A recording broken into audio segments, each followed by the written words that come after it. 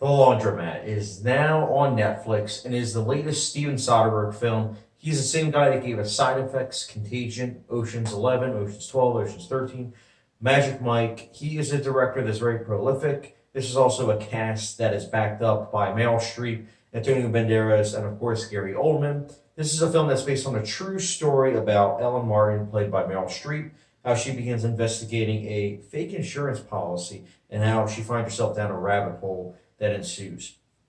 This is a film that, based on the trailer a couple months ago that dropped, I was on board. I was a bit skeptical because it is a Netflix film. I'll get into that later, but I was skeptical, but at the same time, given the talent, I was at the same time kind of like, it could be good because, again, there is a lot of talent behind the screen as well as in front of the screen. I also forgot to mention that the writer is Scott Z. Burns, and he is the same writer that gave us Born Ultimatum, Contagion, and Side Effects, and I really like him. This is a film that, in terms of cinematography, it's very well shot. If you have Netflix, you can watch this and stream it in 4K, which is pretty cool because, I mean, definitely the camera was utilized in 4K at lens, so it does lend itself to that in a nice way. The cast is also good for with what they're given.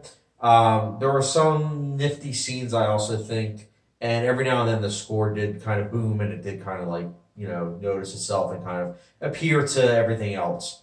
Unfortunately, this movie is quite disappointing, honestly. I found myself very dull, like, by this movie. Like, I wasn't expecting that. Like, I felt like I was watching something that, like, the director was maybe on Nyquil or something because it felt like an autopilot movie. You know, like one of those movies where you watch it and you're just kind of like, okay, everyone just going through the motions. There's no like passion to it or any like unpredictability or things that like you watch and you're kind of like, that is enthralling. That's great.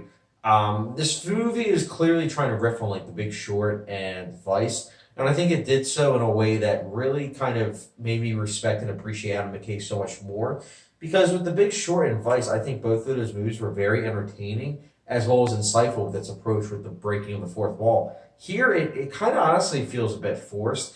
I get it that there are certain scenes where they're breaking the fourth wall and it's kind of like they are trying to explain stuff that maybe the everyday person doesn't know about, but at the same time, I do think here it didn't work, and I think it could just be the story.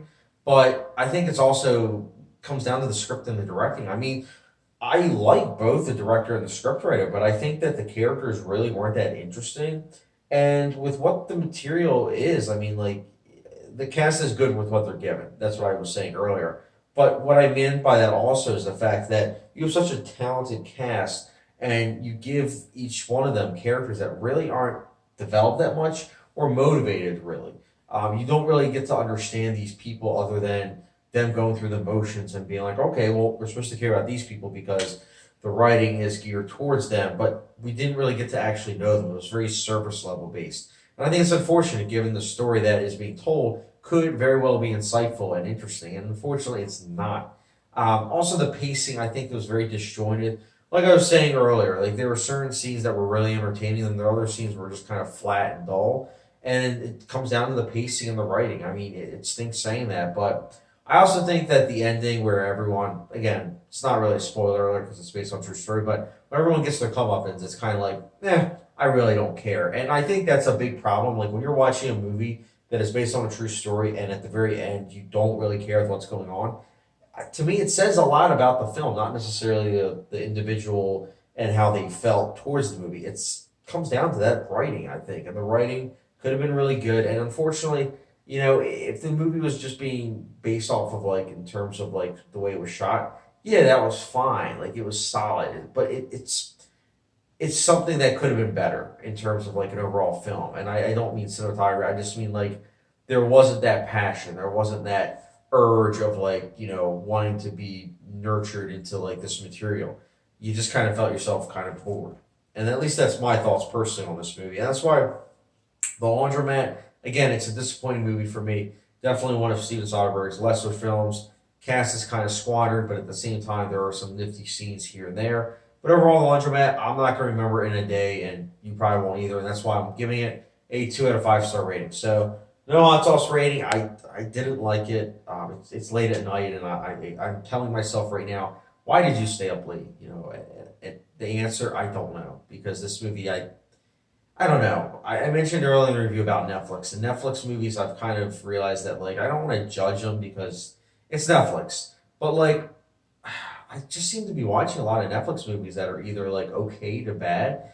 I'm hoping The Irishman kind of reinvigorates my thoughts on, like, Netflix doing movies because I think the only Netflix movie I've liked so far is The Night Comes for Us, and that really didn't feel like one. It felt like the fact that it was a foreign film and Netflix just kind of bought the rights to it. All these other movies just kind of feel like straight to on demand, and that's about it. But guys, what are your thoughts on Laundromat? Let me know your thoughts in the comment section down below. And as always, don't forget the subscription, notification bell, and I'll catch you guys later.